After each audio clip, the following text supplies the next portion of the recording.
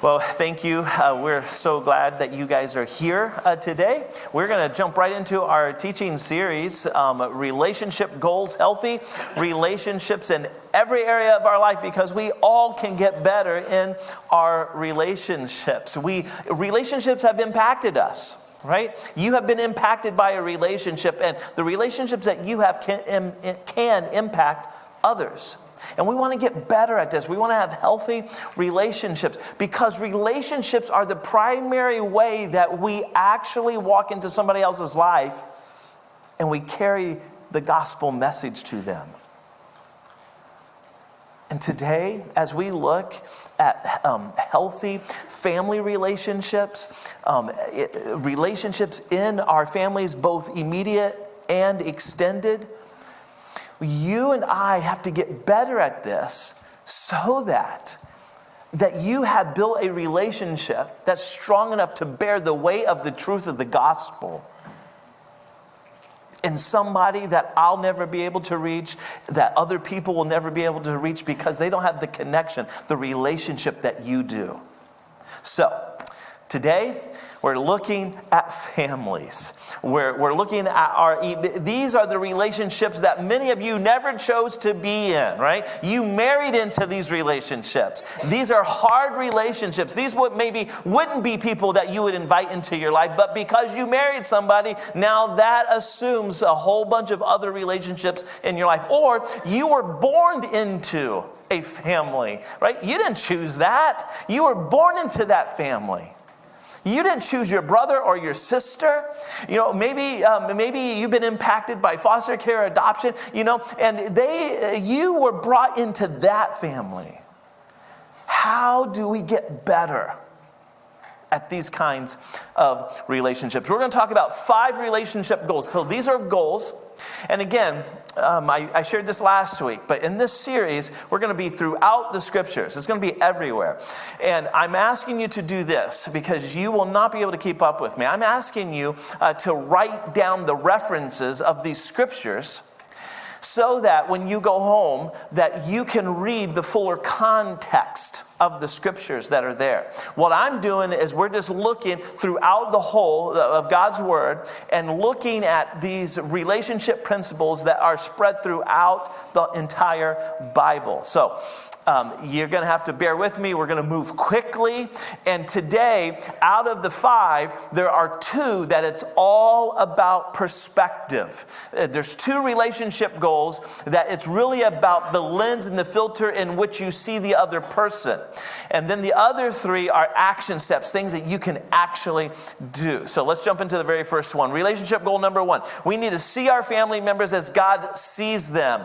And how does God see them? Well, Genesis 1:27, God created human beings in his own image. In the image of God, he created them. Male and female, he created them. So every relationship, even your family members, they are created in the image of God. This is hard. I get it. I understand for you to look at crazy Uncle George or, crazy aunt and think, oh my gosh, they're made in the image of God. Yes, they are created in the very image of God. And in fact, the psalmist takes it even a step further in Psalms 139:13, and he says, God, you made all the delicate and inner parts of my body and knit me together in my mother's womb. Thank you for making me so wonderfully complex. Your workmanship is marvelous.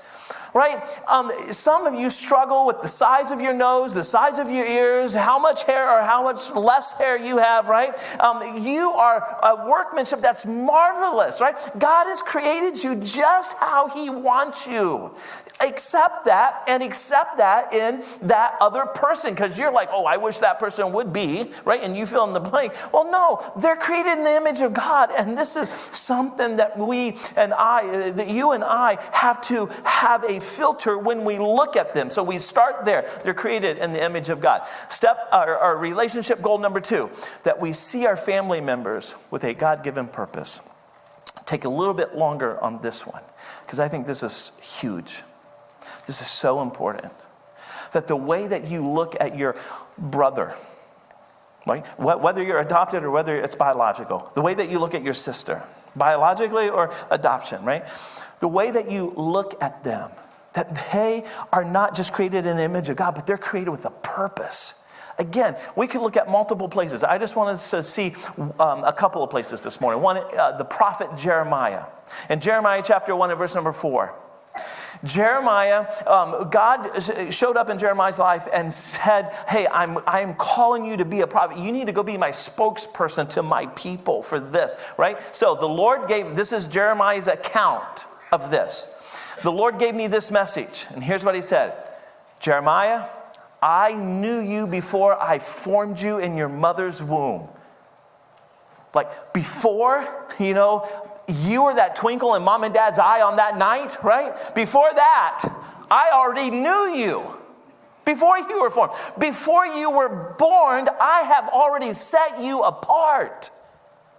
Set you apart for a specific purpose. I set you, Jeremiah, appointed you as a prophet to my nations. You need to look at your sibling. You need to look at aunts, uncles, cousins. You need to look at them through the image of God, but through the filter that God has called them for a specific purpose. Now, some of you struggle with that because you struggle with your purpose. And so maybe for you, what you need to walk away with is what? God, your parents, right? Your parents told you this. You were an accident. Like you were like, oops, didn't mean for that to happen, but oh my goodness. But God did. You were not an accident. If your parents told you that, growing up, that they didn't plan that way, but God planned that way.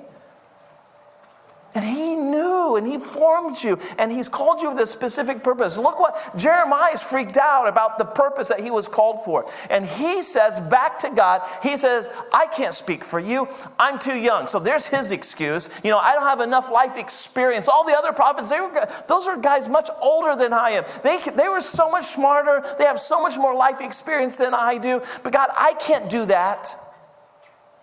And you know what God says back to him?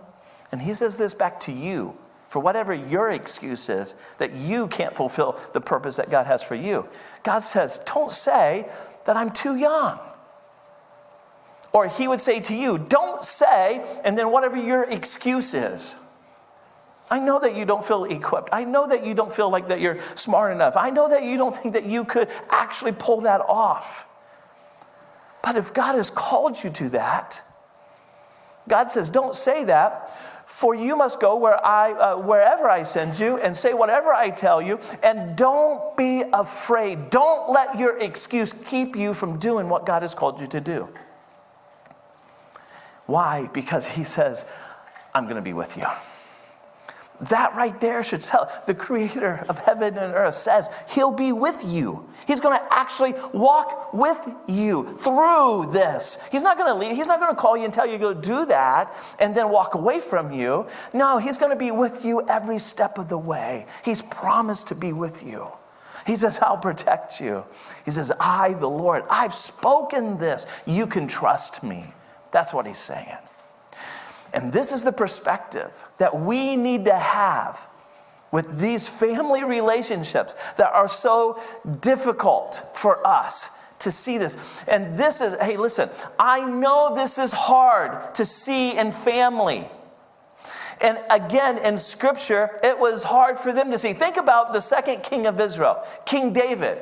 Think about the greatness that he brought to the people of Israel. Think about all the things that he achieved, the city that he built, the foundation he laid for the temple to be built. Think about the greatness that David brought to the people of Israel. And you know who never saw that in him?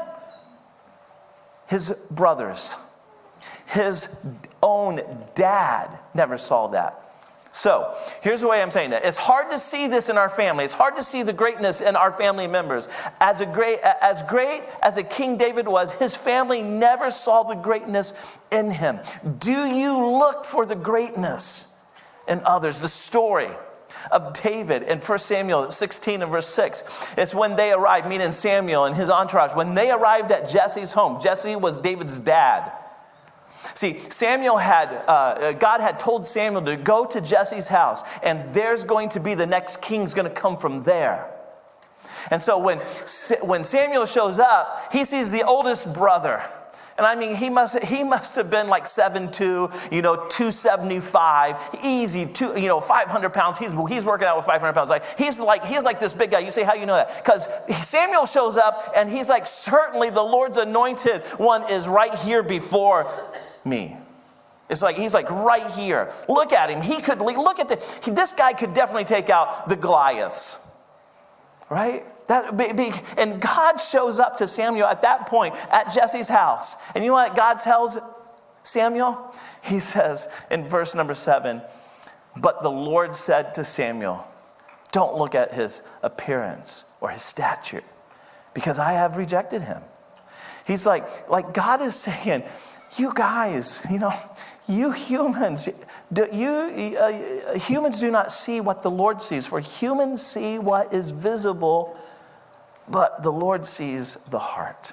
We look at our family members and we just kind of sum them up for who they appear to be before us. But God calls us to take a deeper look. He calls us to look at their heart. You know the thing that made David different from anyone else was his heart.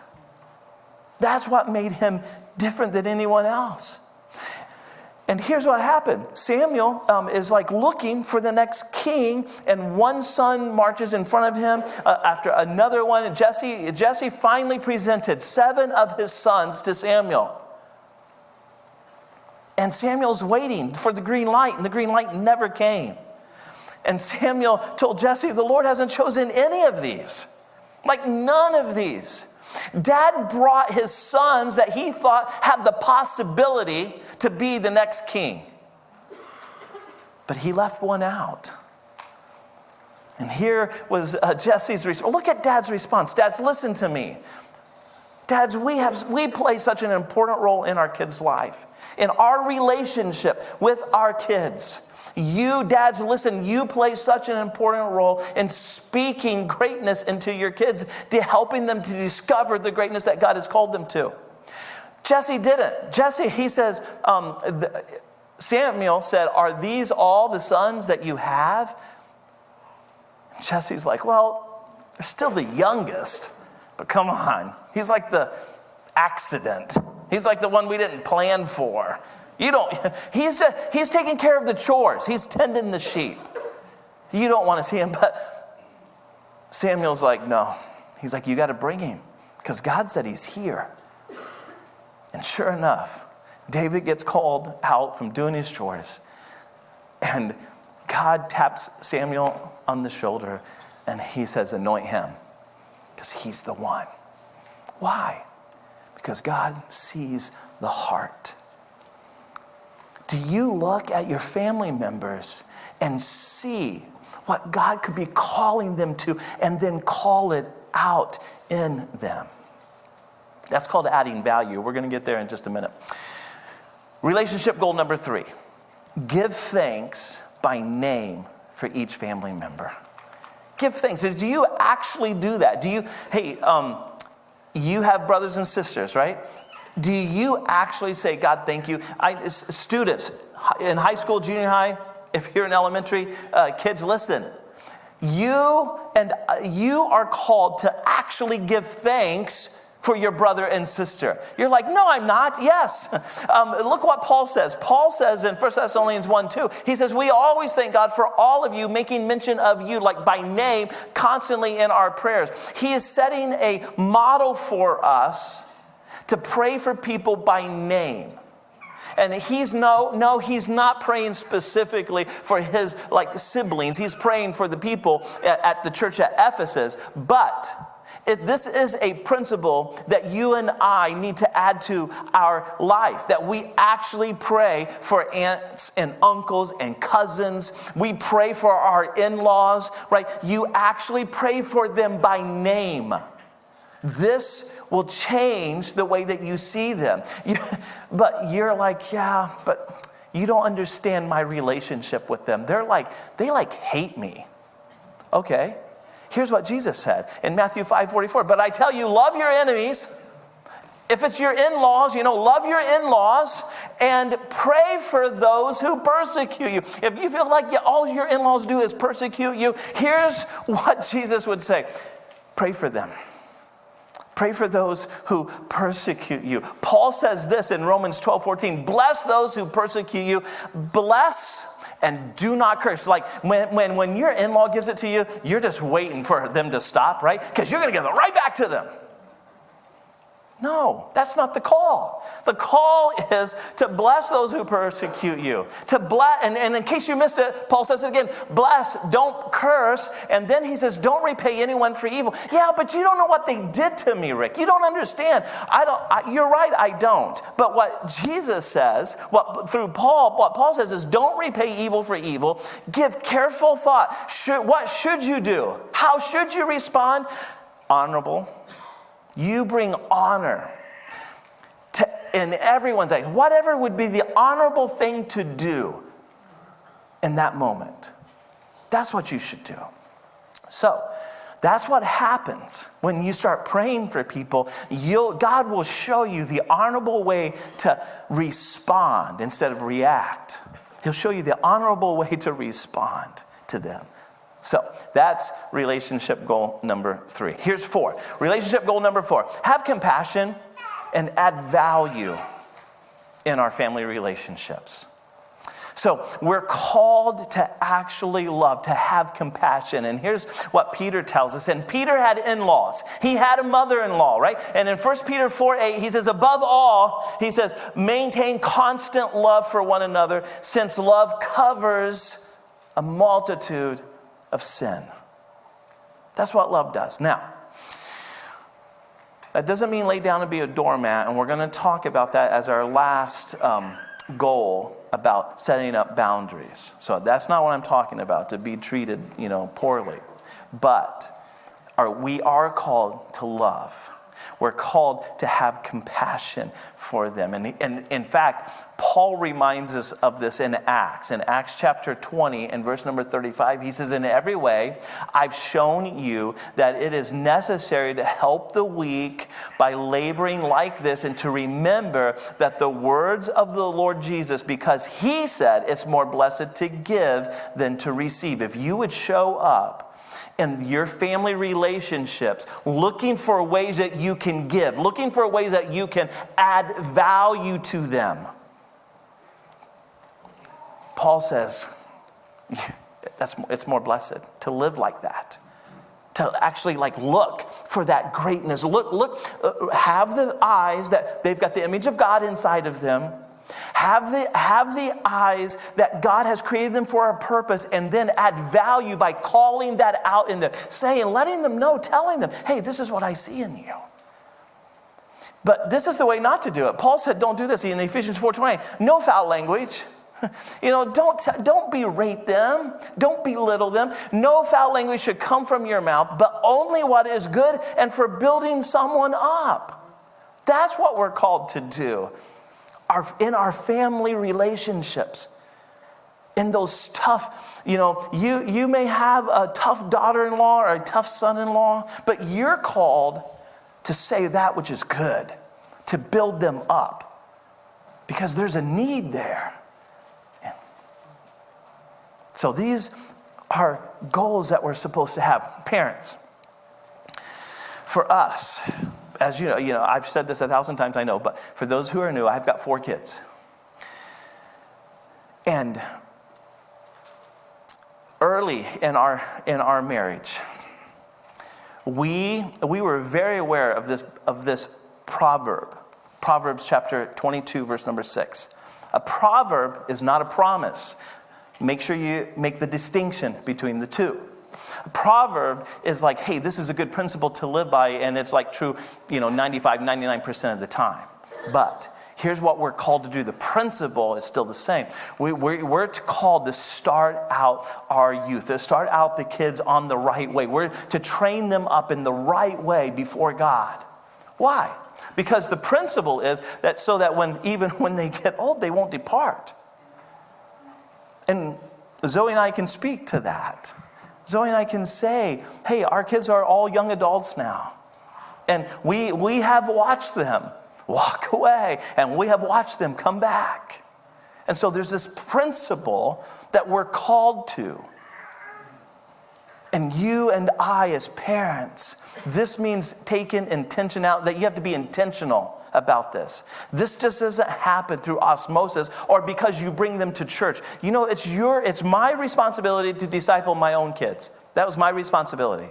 And so there were ways that I had to interact with my kids when they were young, to help them, show them the way of Jesus.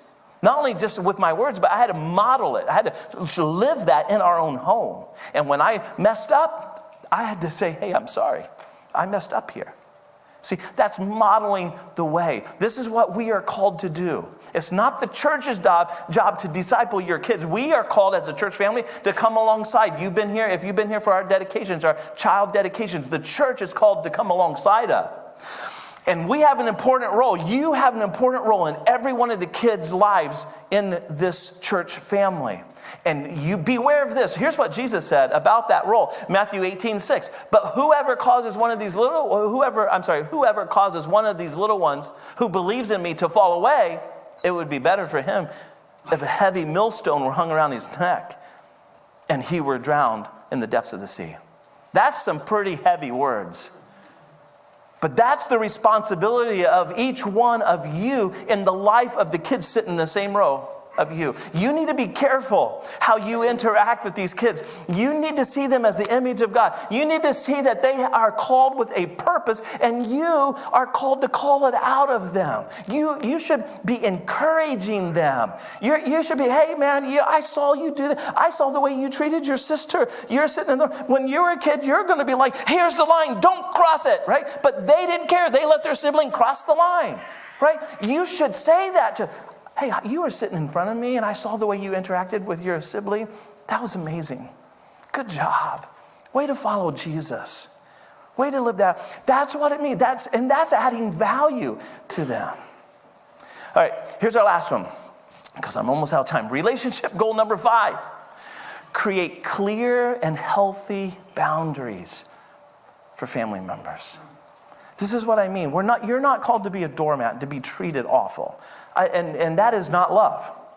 Because love is to be able to speak to somebody for what's in the best interest of them. And if they treat you like that, then in love you speak back to them and say, hey, we don't treat people like that.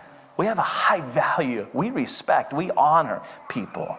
We don't treat people like that, right? So this is what creating a boundary means. First of all, it's for your own heart. Proverbs 4:23 says, guard your heart above all else. Why? Because it's the source of life. This is what's going to give you your spunk in your step, right? This is like when somebody in your life, in your family, in your circle of family, if you just feel like the life is sucked out of you every time you get with them, you need to pinpoint, why is it? What is it that they do that just like drains me?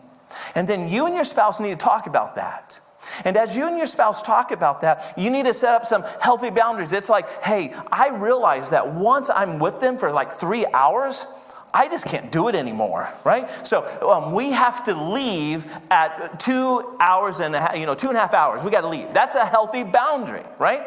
And you need to work together to create these kinds of things. This is what, and it's meant to be good.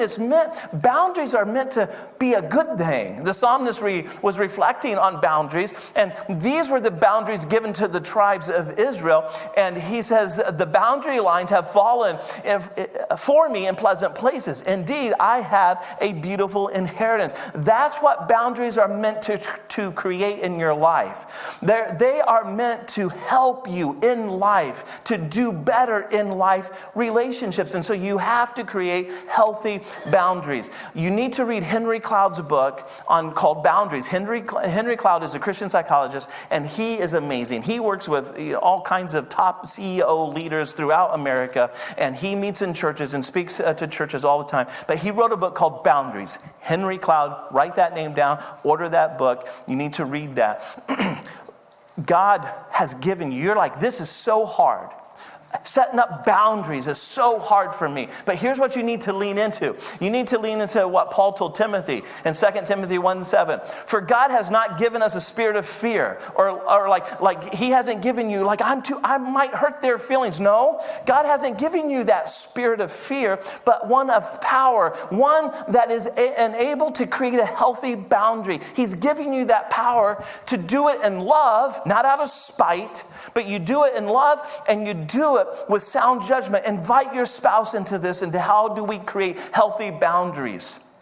Or somebody else. If you're not married and you need to create healthy boundaries with somebody else, then you invite somebody else. Hey, I want to do this out of love. I want to do this out of a sound judgment. How can I create healthy boundaries? Kids, every kid that's in here, listen, please.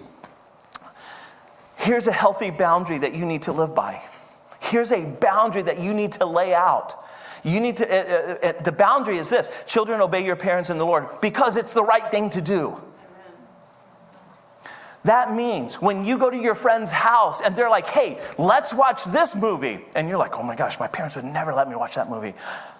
Yeah, no, I can't watch that movie.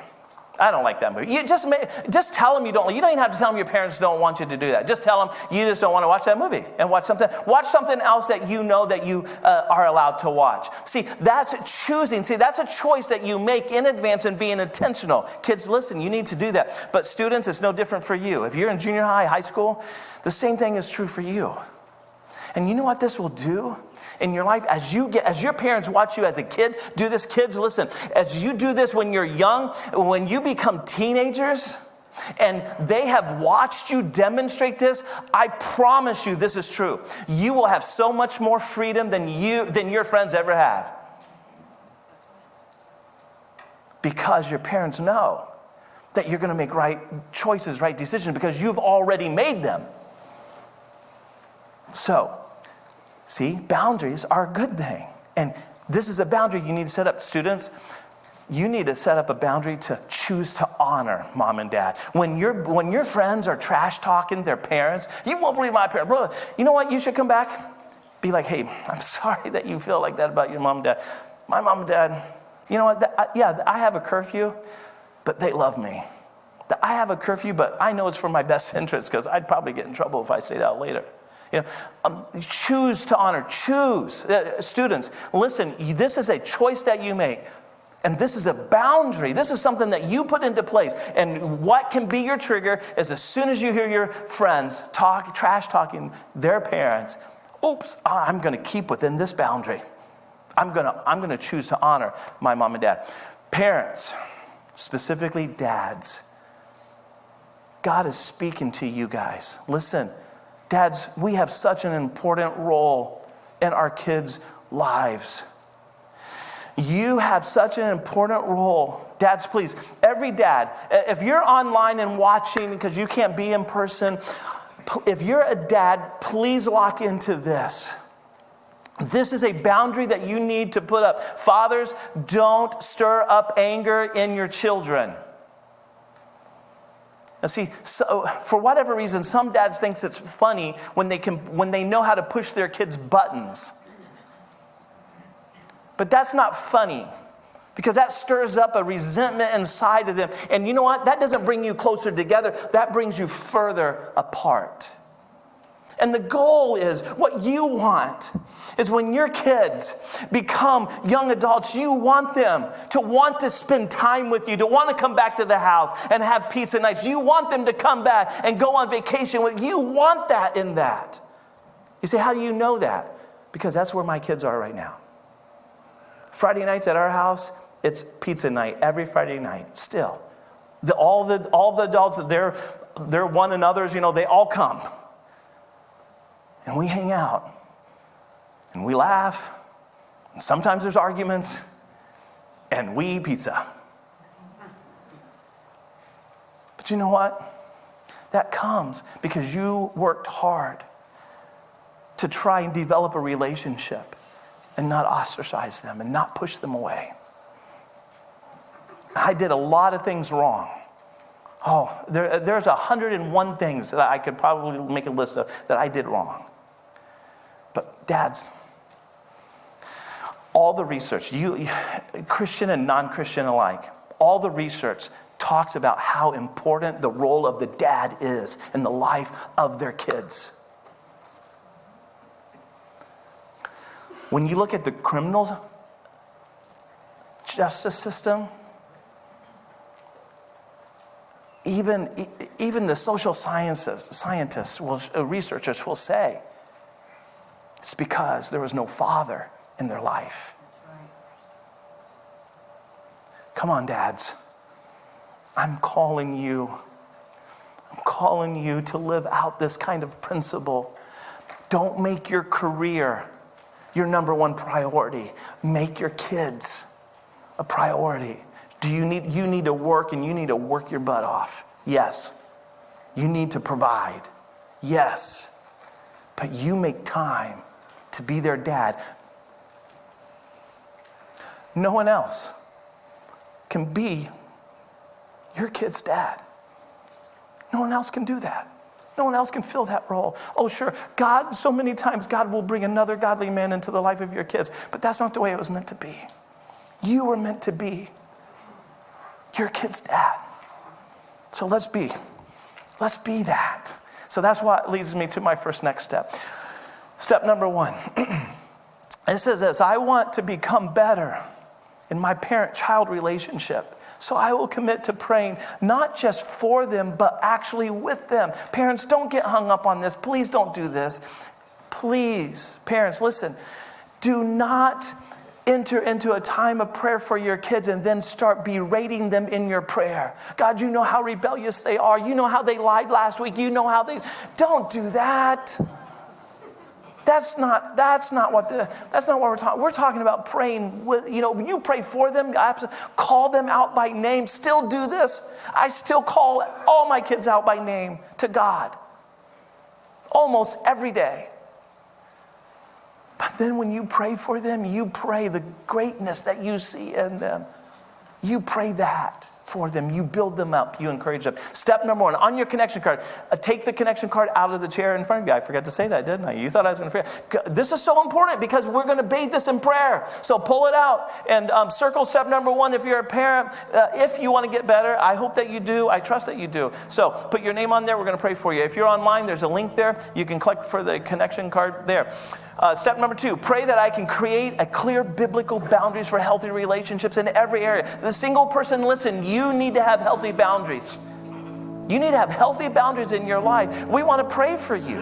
We want to pray that God, that you bring the right person in your life and help create the right kind of boundaries. This is step number 2. Put your name, circle step number 2 on that connection card. Step number 3, pray for me that I will see each family member and their value as created in the image of God.